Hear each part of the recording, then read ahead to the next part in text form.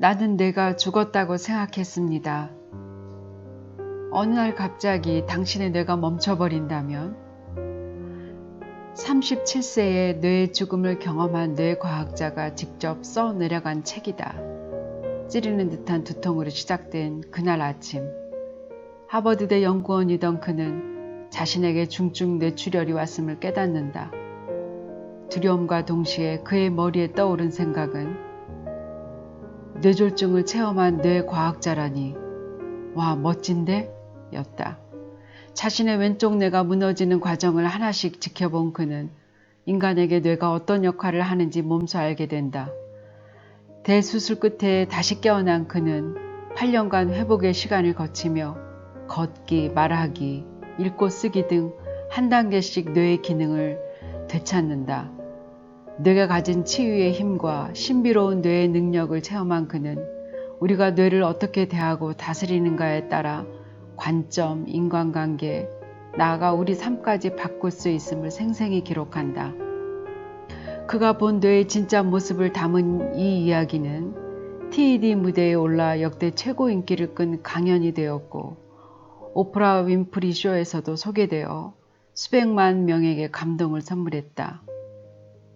뇌를 잃어서 뇌에 대해 더 깊이 탐구하게 된 운 좋은 뇌과학자 질 볼트 테일러, 그의 놀라운 체험을 만나보자. 안녕하세요. 읽어주는 수재입니다.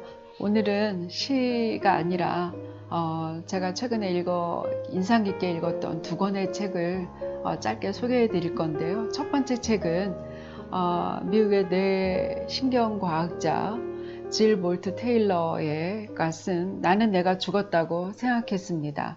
본인의 이야기를 쓴 것인데요.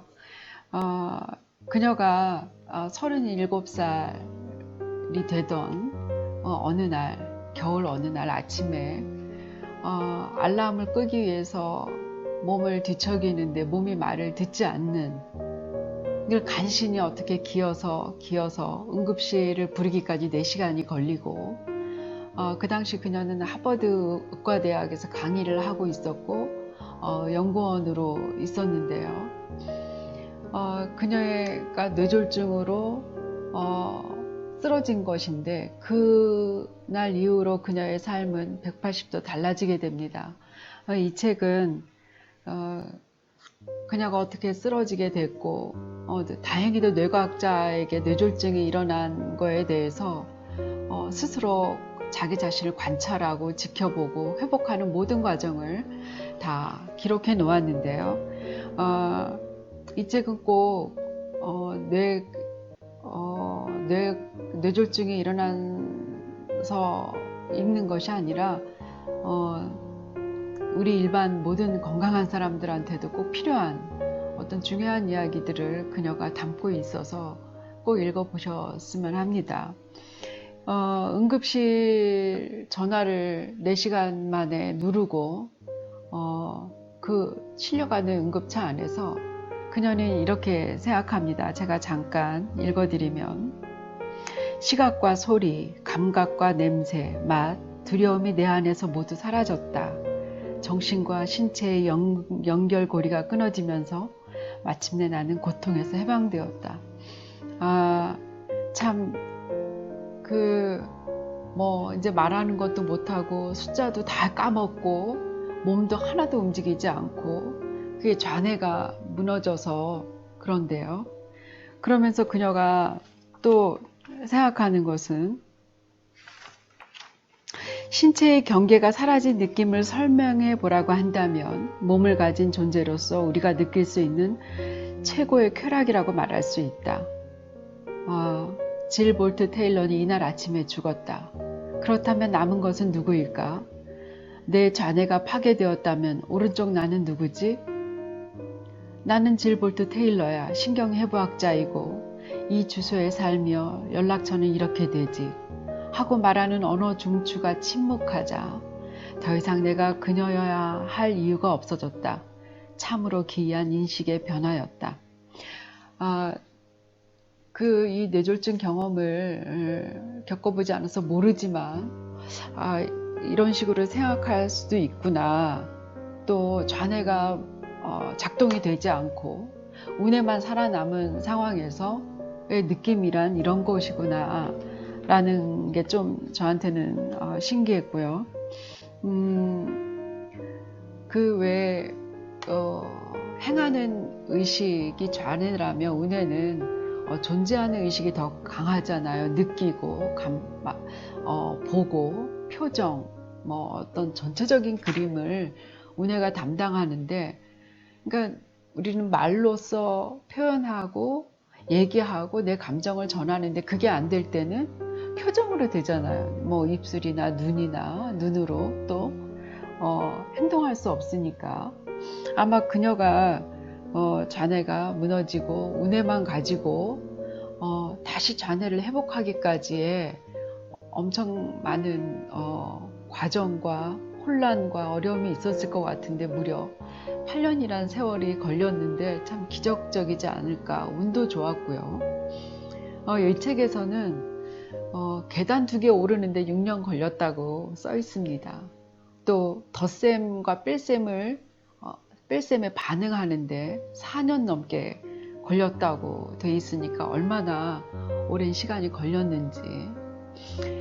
제가 이 책에서 또 인상 깊게 읽은 대목은 그녀가 좌뇌가 무너지고 우뇌 가지고 좌뇌를 회복하고 그러는 과정에서 삶의 어떤 패턴이나 생각하는 방식, 느끼는 것들을 새롭게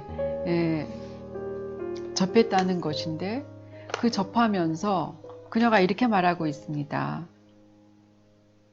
우뇌가 선물하는 행복의 나라에 머물러 있으니 기쁘고 즐거웠다. 분석적인 좌뇌를 끌어들이는 것은 고통스러웠다. 왼쪽 뇌의 판단력이 없는 상황에서 내가 발견한 평화로운 희열의 천국을 놔두고 굳이 혼란스러운 회복 과정을 선택하기는 힘들었다. 그럴 때면 내가 왜 예전 상태로 돌아가야 하지? 라는 질문을 넘어 내가 왜 이런 침묵의 장소로 오게 된 거지? 라고 자문해야 했다. 무엇보다 중요한 건 뇌졸중 경험으로 축복에 가까운 깨달음을 얻었다는 것이다. 바로 누구든 언제라도 깊은 마음의 평화에 접근할 수 있다는 것이다. 나는 열반과도 같은 경험이 우뇌의 의식 속에 존재하며 언제라도 스스로 뇌의 그 부분에 접속할 수 있다고 믿는다. 이 부분인데요. 그녀는 회복하기 위해서 노력하면서도 다른 한편으로는 그 옛날 생활, 경쟁하고 고민하고 분석하고 하는 그 세계로 들어가는, 지금 이 머물고 있는 마음의 평화로운 열반에 가까운 이 세계에 계속 머물러 있고 싶어하는 유혹에 끌렸다는 점이 무척 인상 깊었습니다. 아마 이런 경험을 할 수 있는 것도 축복이 아닐까 싶고, 물론 뇌졸중 같은 그런 불행한 일이 안 닥쳐야겠지만 그걸 경험으로 해서 그녀가 평소에 잘 몰랐던 우뇌의 능력과 어떤 그런 마음의 평화, 그 열반에 가까운 실로 놀라운 경험인데요. 여러분들도 이 책을 읽고 우리 뇌의 우뇌와 좌뇌의 기능, 이거는 인터넷에서 검색해 보면 다 알겠지만 실제로 경험해 본 사람의 이야기를 또 생생하게 읽어보는 것도 나름 너무 좋을 것 같고,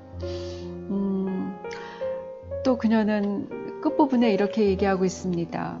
궁극적으로 우리가 경험하는 모든 것은 우리의 세포와 회로가 만들어낸 산물이다.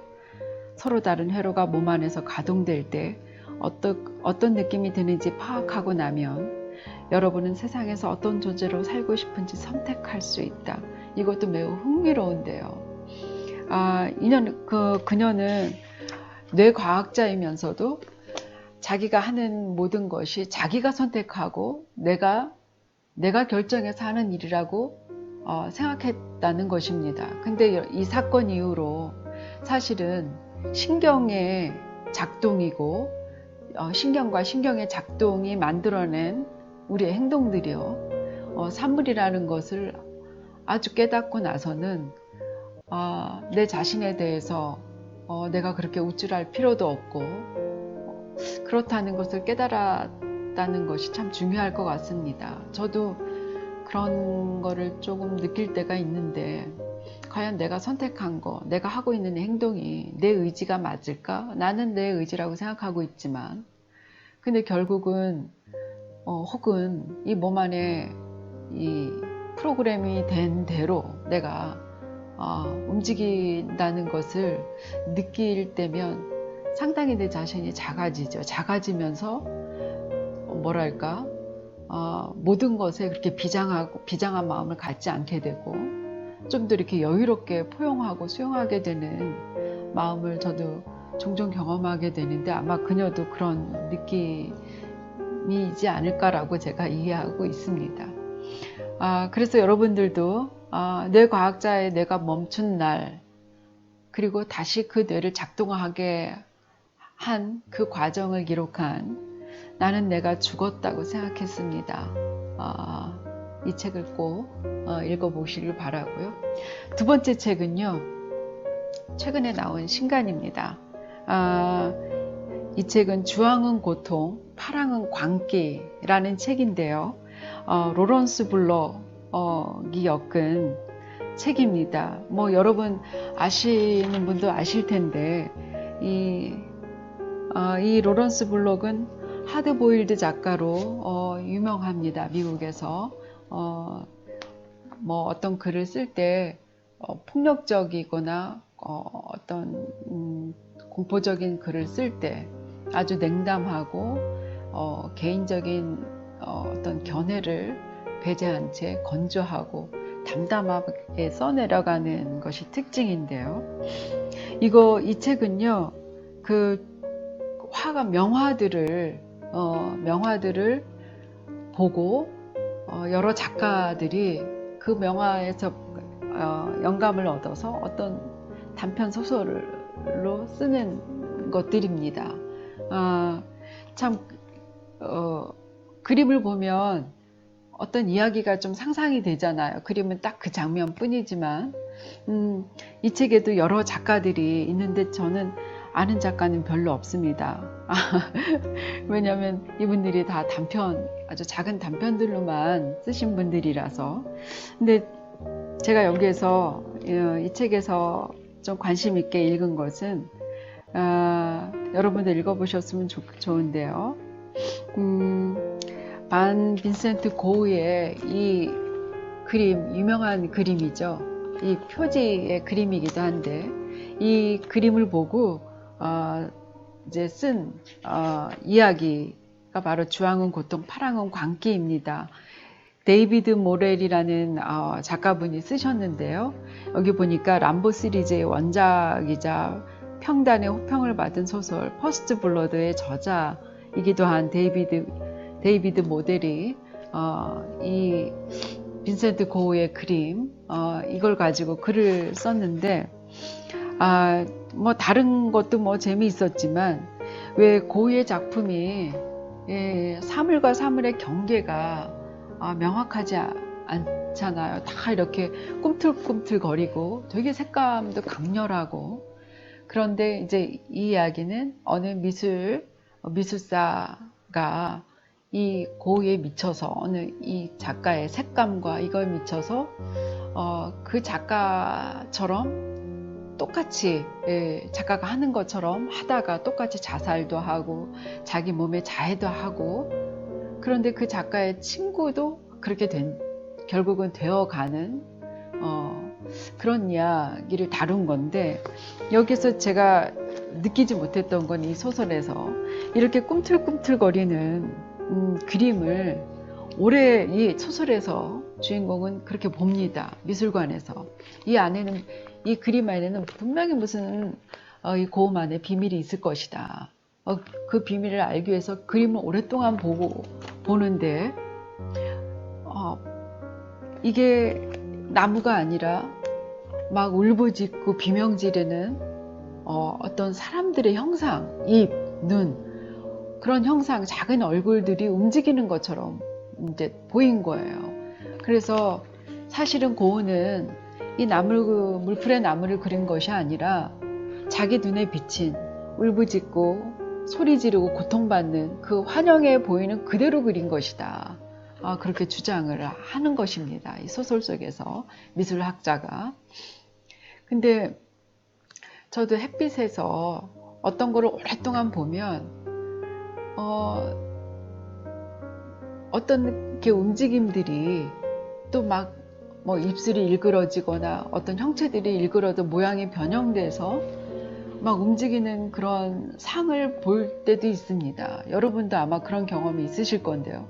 그리고 정신 차리고 이렇게 딱 다시 보면 눈을 한번 깜빡거리고 다시 보면 그런 건 없어지죠. 근데 어떤 것들을 어떤 사물을 오랫동안 보고 있으면 그게 착시 현상인지 여기서는 그렇다고 말하는데 막 꿈틀대고 막 얼굴이 변형되고 아니면은 손가락만 나온다든지 막 이런 모습을 잠깐 그런 것을 체험하게 되는데 아마 제가 그런 경험을 해서 그런지 그래서 이 작품에 이 소설에 또 고우의 그림에 그렇게 흥미롭게 읽었던 것 같고 또 하나 또 인상 깊은 거는 이 살바도르 달리의 이 그림을 또 소설로 아주 재미있게 풀어낸 이야기도 있습니다.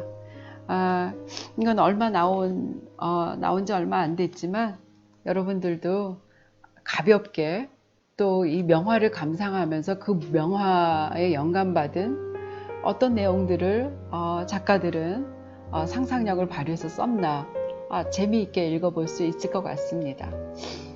오늘은 제가 두 권의 책을 쉬어가는 텀으로 두 권 소개해 드렸는데요. 좀 집에 있는 시간이 많으니까 이렇게 좀 좋은 책들, 재미있는 책들 집에서 읽어보셨으면 좋겠습니다. 건강 챙기시고요. 읽어주는 숙제 마치겠습니다. 감사합니다.